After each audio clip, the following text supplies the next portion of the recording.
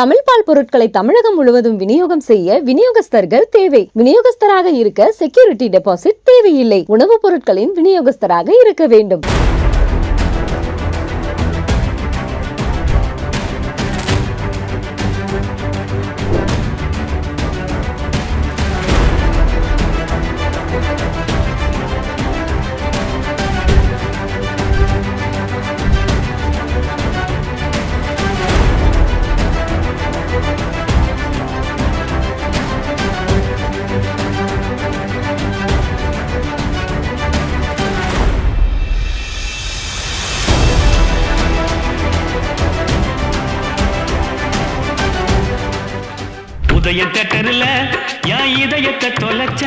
அப்படின்னு சொல்லிட்டு ஆனந்த பூங்காற்றை படத்துல வந்து நம்ம அஜித் சார் ஆடின தேட்டர் இந்த தேட்டர் தான்.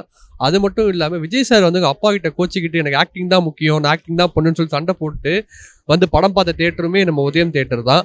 அது மட்டும் இல்லாம ரஜினி சார், கமல் சார் இவரோட படங்கள் வந்து ஒரே டைம் ரிலீஸ் ஆனப்ப ரசிகர்களுக்கு வந்து அந்த படத்தை நிறைய படங்கள் போட்டு காட்டி ரசிகர்கள் 40 வருஷமா குதூகலமா வச்சிருந்த தேட்டரும் உதய தேட்டர் மட்டும்தான். இப்போ அந்த தேட்டர் தான் வந்து இடிக்கப்பட போகுதா இல்ல மூடப்பட போகுதான்னு சொல்லிட்டு செய்திகள்லாம் வந்துகிட்டு இருக்கு. ஸோ அதை பற்றி தான் நம்ம இங்கே பேச வந்திருக்கோம். உதயம் தேட்டர் 1983 வந்து திறக்கப்பட்ட தேட்டரு.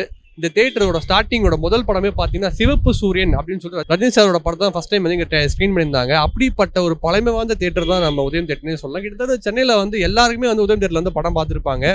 40 வருஷமாக இருக்கிறதுனால வந்து சென்னையோட மிகப்பெரிய அடையாளமாகவும் நம்ம உதயம் தேட்டருக்கு இங்கே வந்து பேசப்படுது. இங்கே பக்கம் பார்த்தீங்கன்னா அசோக் பில்லரே வந்து மிகப்பெரிய ஒரு லேண்ட்மார்க் தான். ஆனால் இங்கே வந்து இறங்குறவங்க எல்லாருமே சொல்லுவாங்க, டேப்பா உதயம் தேட்டருக்கு ஆப்போசிட்ல வந்து இறங்குப்பா, அதான்ப்பா லேண்ட்மார்க் அப்படிங்கிற மாதிரி சொல்லுவாங்க. அப்படிப்பட்ட ஒரு முக்கியமான ஒரு தேட்டராக கருதப்படுற உதயம் தேட்டர் தான் இப்போ வந்து இந்த தேட்டர் வந்து வித்துட்டாங்க. ஒரு தனியார் கட்டுமான கம்பெனிக்கு வந்து இந்த தேட்டர் வந்து வித்துட்டாங்க. இங்கே கூடிய சீக்கிரம் வந்து அடுக்குமாடி குடியிருப்பு வரப்போகுதுன்னு சொல்லிட்டு ஒரு விஷயம்லாம் போயிட்டு இருக்கு. இந்த விஷயத்த கேட்ட உடனே எனக்கு பார்த்தீங்கன்னா ஒரு மிகப்பெரிய வந்து ஒரு வருத்தமாக இருந்தது. ஏன்னா இது வந்து ஒரு உதயம் தேட்டர் வந்து ஏழைகளின் பிவிஆர் மாதிரி தான் சொல்லணும். ஏன்னா எல்லா இடத்துலையுமே வந்து இப்போ வந்து டிக்கெட் ரைஸ் பண்ணிட்டாங்க, டிக்கெட்டோட அமௌண்ட் ரைஸ் பண்ணிட்டாங்க, ஸ்நாக்ஸோட விலை அதிகமாகிடுச்சு, ஈவன் வந்து இந்த பார்க்கிங்கான சார்ஜஸ்மே அதிகமாக போயிட்டு இருக்கு இந்த மல்டிபிளெக்ஸ் தேட்டர்லாம். அப்படிங்கும் போது உதயம் தேட்டரில் மட்டும்தான் இன்னுமே அந்த ஒரு 100 ரூபா டிக்கெட்டு, 60 ரூபா டிக்கெட்டு, 10 ரூபா டிக்கெட் எல்லாம் வித்துக்கிட்டு இருக்காங்க. அது மட்டும் இல்லாமல் ஸ்நாக்ஸுமே இங்கே வந்து அந்த அளவுக்கு பெருசாக வந்து விலை அதிகமாக வைக்கல. ஆனால் தேட்டர் வந்து இங்கே ரெனோவேட் பண்ணல. முக்கால்வாசி பார்த்தீங்கன்னா எங்கள் தேட்டர் வந்து 4 ஸ்க்ரீன் இருக்கு.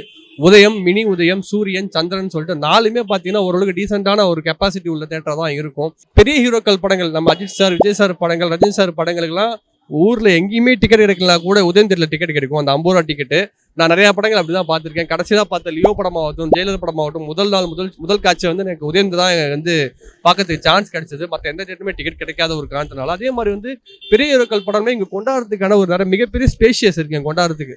ரசிகர்கள் எல்லாருமே வந்து இந்த இடத்துல வந்து ஒரு ஜாலியாக வந்து டான்ஸ் ஆடி வைப் பண்ணுறதுக்கு இடமாவும் இருக்கு. சென்னையோட முக்கிய இடத்துல இருக்கனால தேட்டருக்கு வந்து மிகப்பெரிய டிமாண்டும் இருந்துச்சு. ஆனால் இவங்க ரெனோவேட் பண்ணாமல் இப்போ இந்த விஷயம் வந்து அவங்க வந்து விற்க போகிறதா அப்படின்னு சொன்னப்போ வந்து கேட்டப்போ வந்து டக்குன்னு வந்து ஒரு மாதிரி மனசு கஷ்டமாக தான் இருக்குன்னு தான் சொல்லணும். இதை வந்து நம்ம கவிஞர் வைரமுத்து அவர்களும் பதிவேற்றிருக்காரு. ஒரு கலை கூட மூடப்படுகிறது, இந்த மாற்றங்களின் ஆக்டோபஸில் மட்டும் இது மட்டும் எப்படி சிக்காமல் போகுமா அப்படிங்கிற மாதிரி அவருமே வந்து ஒரு விஷயத்தை வந்து ஷேர் பண்ணியிருக்காரு. உதயம் நன்றி உதயம் அப்படின்லாம் போட்டு நிறைய விஷயங்கள் ஷேர் பண்ணியிருந்தார் ட்விட்டர்ல. முக்கிய சினிமா பிரபலங்கள் கூட உதயம் தியேட்டர் போட இந்த செய்தி கேட்டு நிறைய பேர் வந்து வருந்திருக்காங்க சொல்லணும். நிறைய பேர் இதை பற்றி நியூஸ் போட்டிருக்காங்க தான் சொல்லணும். ஸோ இந்த விஷயத்தை பற்றி மக்கள்கிட்ட கேட்க போகிறோம், வாங்க பார்க்கலாம்.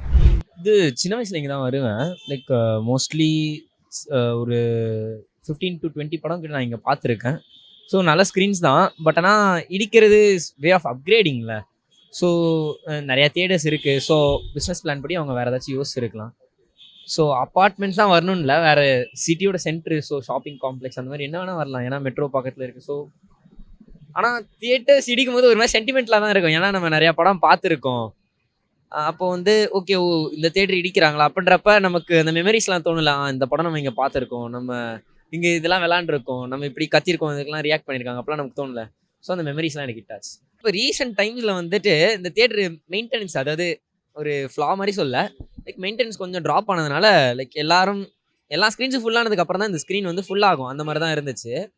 ஆனால் வந்துட்டு ஒரு அதோட பீக் டைமில் வந்துட்டு லைக் டிக்கெட்டே கிடைக்காது, அந்த மாதிரி இருக்கும். ஸோ அந்த டைம்லாம் தேட்டர் நல்லா இருந்துச்சு. இப்போ இந்த மெயின்டெனன்ஸ்னால வந்துட்டு கொஞ்சம் இது பண்ணியிருப்பாங்க. ஸோ நம்ம அப்படியும் யோசிக்கலாம். லைக் அந்த ஓனரோட பெர்ஸ்பெக்டிவ்ல நம்ம யோசிக்கணும்ல, அதுவும் பார்க்கணும். ஏன்னா அவருக்கு எவ்வளோ லாஸ் ஆயிருக்கும் தெரியாது. நீங்களே ஆப்வியஸாக சொல்கிறீங்க, எங்கேயோ டிக்கெட் கிடைக்கலனா தான் இங்கே வராங்க அப்படின்ட்டு. ஸோ அவங்களோட பெர்ஸ்பெக்டிவ்ல நம்ம யோசிக்கணும். ஆனால் ஓகே சென்டிமெண்ட்ஸ் தான். ஸோ சென்டிமெண்ட்ஸ் அப்பார்ட் பிஸ்னஸ் ஐடியாஸாக பார்த்தா it's good idea to destruct this. இதில் நிறைய படம் பார்த்துருக்கோம். ஆனால் இது ரொம்ப வருஷமாக இங்கே இருக்குது. இதை இடிச்சிட்டு வேறு எதனா வீடு அந்த மாதிரி கட்ட போகிறாங்களா என்னன்னு தெரியல. ஆனால் அது வந்து அவ்வளோ என்டர்டெயின்மெண்ட்டாக இருக்காது. இங்கே இருக்க மக்களுக்கு எல்லாருக்குமே இதான் என்டர்டெயின்மெண்ட்டு. இதை எடுத்துட்டா வேறு ரொம்ப லாங்கில் போய் எங்கே போங்க. ஆனால் இந்த இடத்துக்கு அது நல்ல ஒரு என்டர்டெயின்மெண்ட்டான பிளேஸு. அதை எடுக்கிறது இந்த ஏரியாவில் மக்கள் யாரும் விரும்ப மாட்டாங்கன்னு நினைக்கிறேன். ஸோ மக்கள் இப்போ தியேட்டருக்கு போகிறதே பெரிய விஷயமா இருக்குது. எல்லா படமே ஓடிடியில் ரிலீஸ் பண்ணுறாங்க. ஸோ அதுவே பெரிய விஷயமா இருக்குது. ஸோ இவ்வளோ பழமையாக இருக்கிற ஒரு தியேட்டரை இடிக்கிறது வந்துட்டு ஒரு பெரிய விஷயம். ஸோ தியேட்டர் வந்துட்டு இடிக்கிறது வந்துட்டு நல்ல விஷயம் கிடையாது. மக்கள் எல்லாருமே வந்துட்டு தியேட்டருக்கு வந்து படம் பார்த்தா தான் படம் பார்த்த ஃபீல் இருக்கும். ஸோ தியேட்டரு இடிக்க வேணாம் அப்படின்றது என்னோடய கோரிக்கை. ஸோ தியேட்டரில் பார்க்க முடியாத பட்சத்துக்கு நம்ம ஓடிடி ப்ரிஃபர் பண்ணலாம். ஸோ தியேட்டரு இருக்கிற தியேட்டரையும் இடிச்சிட்டானா அப்புறம் எல்லாருமே ஓடிடிக்கு போயிடுவாங்க. இப்போ உதயம் தேட்டர் வந்து ரீசெண்டாக பார்த்து 2 நாளாக வந்து செய்து இந்த இடம் வந்து இடிக்கப்பட போகுது, இங்கே வந்து ஒரு அடுக்குமாடி குடியிருப்பு வரப்போகுதுன்னா நீங்கள் பார்த்துக்கிட்டு இருக்கீங்க. ஸோ உங்களுக்கு உங்கள் வாழ்க்கையில் உதயம் தேட்டர் எவ்வளோ முக்கியமான இடமா இருந்துச்சு? நல்லா இது முன்ன இது சுண்ணாம்பு இருக்க இடமா இருந்தது. அதுக்கப்புறம் தான் உதயம் தேட்டர் கட்டினாங்க. இப்போ இடிக்கு போகிறாங்கன்னா எல்லோரும் என்ன பண்ணுறது, எல்லா தேட்டரில் ஒரே தேட்டர் தான் இருக்குது. அங்கே 50 படத்துக்கு மேலே பார்த்துருப்பேன். இப்போல்லாம் வருது. இப்போ டிவியோட சரி பசங்க வருவாங்க. தேட்டர் பக்கம் யாரும் வரதில்லை. டிவியில் இப்போ பெட்ரோலியம் பில்லை பார்த்துட்டு வந்தேன். அப்போலாம் வாரம் ஒரு வாரம் எம்ஜிஆர் படமாக போடுவாங்க, ஒரு வாரம் சிவாஜி படம் போடும், ஒரு தேசம் அப்படி போட்டாங்க. இப்படி அதுவும் போடுறதில்ல. இப்போ பெரும்பாலும் எல்லா படமும் டிவிலே போடுறாங்க. அதனால் இப்போ யாரும் தேட்டருக்கு வரதில்லை. மனசுக்கு வருத்தமாகவே இருக்குது. உதய தேட்டரை இடிக்க போகிறாங்கன்னு சொல்லவும் நேற்று பேப்பரில் நியூஸில் வந்துச்சு. பார்த்துட்டு ரொம்ப வருத்தப்பட்டு போனேன். அப்படியே வந்து பார்த்துட்டு தேட்டரை பார்த்துக்கிட்டே வந்தேன். பழைய ஆளுகள் இருக்கிற போது நாங்கள் அப்போலாம் சின்ன வயசு பிள்ளைங்க. அதுக்கப்புறம் எனக்கு கல்யாணம் பண்ணி கொடுத்த பிறகு நாங்கள் சினிமா தேட்டர் பக்கமே போகிறதில்ல. இருந்தாலும் இந்த தேட்டர் எங்களுக்கு ஒரு மறக்க முடியாத ஒரு நினைவு. மறக்கவே முடியாது. மனசு வருத்தமாக இருக்குது. என் வாழ்க்கையில் வந்து முக்கியமானதுன்னா உதயம் தேட்டர் வந்து எந்த ஊர்லேருந்து வந்தாலும் உதயம் தேட்டர் ஒரு லேண்ட்மார்க். உதயம் தேட்டர் இறங்கி நிற்பான். கொஞ்சம் நேரம் லேட் ஆச்சா நேராக படத்துக்கு போயிடுவான். ஒரு ரிலாக்ஸ் மட்டும் திரும்பி வருவான். ஆஸ் இட் இஸ் வந்து பிக்கப் பண்ண இல்லை புள்ள இருக்கும்போதே ஃபோன் வந்துச்சுன்னா இறங்கி போயிடுவான். இதுதான் உதயம் தேட்டர் ஸ்பெஷல். நீ எந்த சிட்டியில் எங்கேருந்து தமிழ்நாட்டில் எங்கேருந்து வந்து கேட்டாலும் உதயம் தேட்டர் தெரியும். உதயம் தேட்டர் சொன்னால் எங்கேருந்து யார் வேணால் இறக்கி விட்ருவாங்க உங்களை. இதுதான் உதயம் தேட்டர் ஸ்பெஷல். சொல்லுங்கள். ஆமாங்க, அது கட்ட போகிறாங்க தான், உண்மைதான். இது எங்களுக்கு ஒரு மாதத்துக்கு முன்னாடி தெரியும்.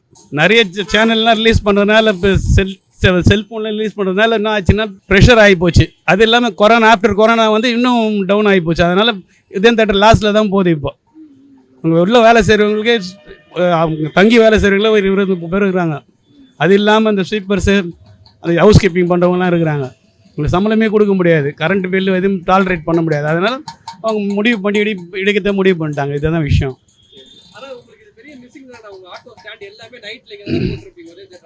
உதயம் தேட்டர் ஒன்ஸ் இருக்கும்போது நல்லா பீக்காக இருக்கும்போது இதை நம்பி ஒரு 20-30 குடும்பம் இருந்துச்சு.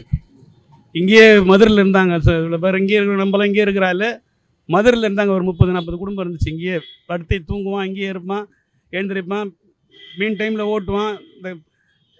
இந்த டைமில் வந்து ஷோ டைமில் வந்து அவன் சவாரி பார்ப்பான். இது அவனோட வேலை. இது 4 ஷோவும் பார்த்தானா கண்டினியூவாக ஒரு 500, 600, 700 சம்பாரிச்சிடுவான். இதை நம்பியே இருந்தான் ஒரு நேரத்தில். இன்றைக்கி உதயம் தேட்டர் வந்து ஆஃப்டர் கொரோனா பயங்கர மோசமாகி போச்சு.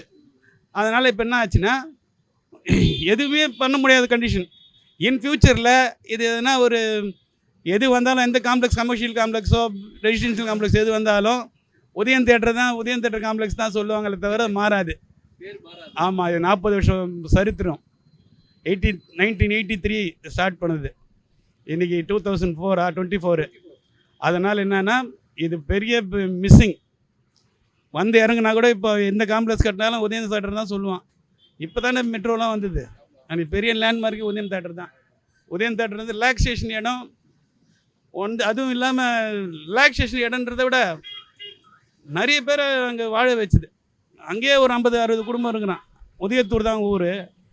உதயத்தூர் ஆளுங்களை அங்கே ஊர்லேருந்தே வந்து போட்டு அங்கேயே வேலை செய்ய வச்சு அங்கேயே அவனுக்கு சாப்பாடு எல்லாம் ரெடி பண்ணி அங்கேயே சாப்பிட்டு அங்கேயே தூங்கி சாப்பாடு காசு மட்டும் வீட்டுக்கு அனுப்புவோம். இதுதான் நடந்த உண்மை. நம்மளுக்கெல்லாம் லாஸ் ஆகுறதுன்னு அவங்களுக்கு பெரிய லாஸ். பெட்ரோல் பங்க்கில் வேலை செஞ்சவன், உதயம் இதில் மண்டபத்தில் வேலை செஞ்சால் எல்லாருக்குமே லாஸ். இது எனக்கு மட்டும் லாஸ் இல்லை. இது பொதுவாகவே உள்ள வேலை செஞ்சாலும் லாஸ். அவங்கள நம்பி ஒரு 60-70 குடும்பம் இருந்துச்சு. இந்த குடும்பம்லாம் இன்றைக்கி என்ன பண்ணணும்னு தெரியல. இதுதான் வருத்தம். தமிழ் பால் பொருட்களை தமிழகம் முழுவதும் விநியோகம் செய்ய விநியோகஸ்தர்கள் தேவை. விநியோகஸ்தராக இருக்க செக்யூரிட்டி டெபாசிட் தேவையில்லை. உணவுப் பொருட்களின் விநியோகஸ்தராக இருக்க வேண்டும்.